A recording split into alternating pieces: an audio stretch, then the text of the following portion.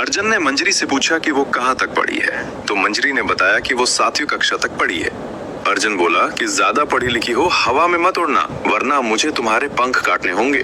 फिर सुबह होते ही मंजरी के लिए पानी लाने का बुलावा आ गया। दरअसल गांव में 3 सालों से बारिश नहीं हुई थी, इसलिए पानी लेने बहुत दूर जाना पड़ता था। मंजरी की सास ने उसके सर से जड़ाऊ चुनरी उतारकर सादी चुनरी ओढ़ा दी, लेकिन मंजरी ने कुछ नहीं कहा। इधर गाँव की औरतें बेसब्री से मंजरी का इंतजार कर रही थी। उसके आते ही एक ने सबका परिचय उससे करवाया। फिर वो सभी बातों में लग गईं। उन औरतों की जिंदगी में बस यही एक समय होता था जब औरतें घर से बाहर निकलकर खुली हवा में आजादी की सांस लेती थी और एक दूसरे से हंस बोलकर अपना दुख दर्द बांट लिया करती। इसलिए उन्हें पानी लाने की हमेशा खुशी रहती थी। मंजरी जब घर में बैठी अपने चुल्ली पर कढ़ाई का काम कर रही थी, तो उसकी सास ने उसे ये सब करने से मना किया। जब मंजरी ने कारण पूछा, तो उसकी सास ने बताया कि पहले यहाँ एक मुली नाम की विधवा रहती थी जो कढ़ाई का काम किया करती थी।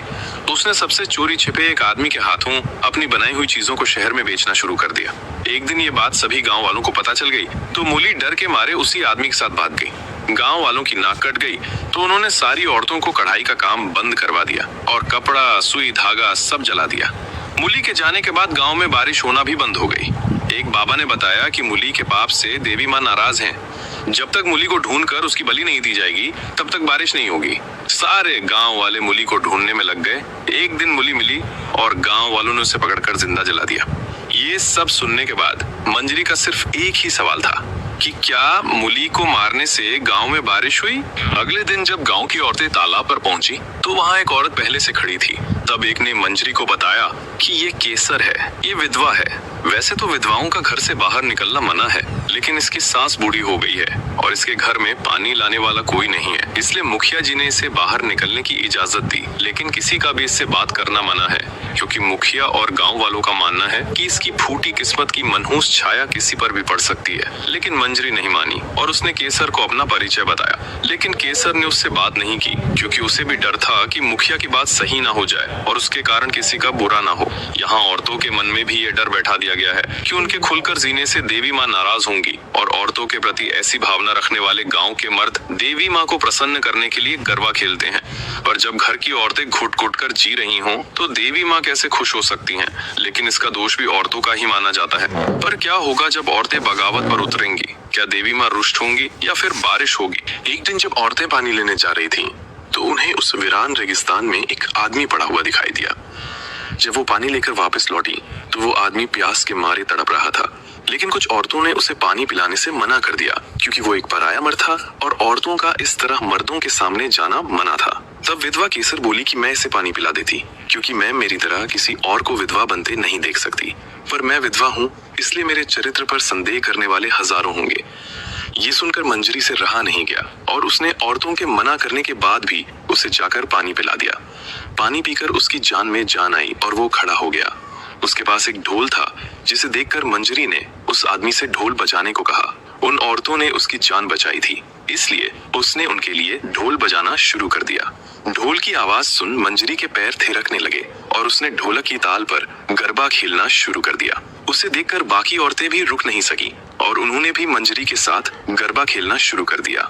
कुछ औरतें अभी भी खड़ी थीं, लेकिन बाकी औरतें तो सब कुछ भूलकर बिना किसी की परवाह किए थोड़ी देर के लिए अपनी खुशी में डूब गईं और खुलकर गरबा खेलने लगी। आज पहली बार वो सब गरबा खेलकर बहुत खुश थी। लेकिन कुछ औरतों का मानना था कि उन्होंने पाप किया है और देवी माँ इसकी सजा सबको देगी। सबके मन में भी ये डर बैठ गया कि उन्होंने गलती की है और अब उनके और उनके परिवार वालों के साथ कुछ भी बुरा हो सकता है। सभी औरतें घर पहुंची। एक ने अपनी सो रही सास को आवाज देकर उठाया, लेकिन वो नहीं उठी। वो तो बेचारी घबरा ही गई कि कहीं उसके गरबा खेलने से यहाँ उसकी सांस तो नहीं टपक गई। वो जाके उसे जोर जोर से खखोड़ने लगी। इतने में उसकी सांस उठी और बोली कि बावली हो गई है क्या? बाकी सबका भी यही हाल था। कोई अपने बच्चों के हाथों में ताबीज टोटके बांध रही थी, तो कोई अपने पतियों की नजर उतारने में लगी थी। अब घर के बर्तन भी गिरते तो उन्हें लगता कि भूकंप आ गया है। रात में 1-2 बार उठकर तो वे अपने पतियों की सांसें चेक कर ही लेती। सुबह फिर सब पानी लेने पहुंची, तो एक ने पूछा, किसी के साथ बुरा हुआ? तो जवाब आया, नहीं, और ना ही गाँव में कोई बुरी घटना घटी थी। तो आज फिर गरबा हो जाए। सभी तैयार थी और एक बार फिर जमकर गरबे का आनंद उठाया। मन ऐसे झूम कर नाचा जैसे सदियों से बंधी बेड़ियां पैर से खुल गई हों। पांव थक रहे थे लेकिन मन नहीं भरा रहा था। गरबा खेलकर आत्मा को शांति तो मिली, लेकिन मन में जो बहम बैठा था वो तो सामने आना ही था। गांव में एक औरत को बच्चा होने वाला था। सभी बेसब्री से इंतजार कर रहे थी। दायन बाहर आई और बोली कि लड़की हुई है, लेकिन मरी हुई। ये सुनकर सभी दुखी हो गईं। जब वो पानी लेने जा रही थीं, तो ढोलिये ने उन्हें देखकर अपना ढोल उठा लिया, लेकिन राधा ने सबको गरबा खेलने से रोक दिया। जब वो सभी तालाब पर पहुंची, तो राधा मंजरी को खरी खोटी सुनाने लगी कि उसके कारण एक मासूम की जान गई। उसके कहने पर सभी ने गरबा खेलकर गांव का नियम तोड़ा। उनके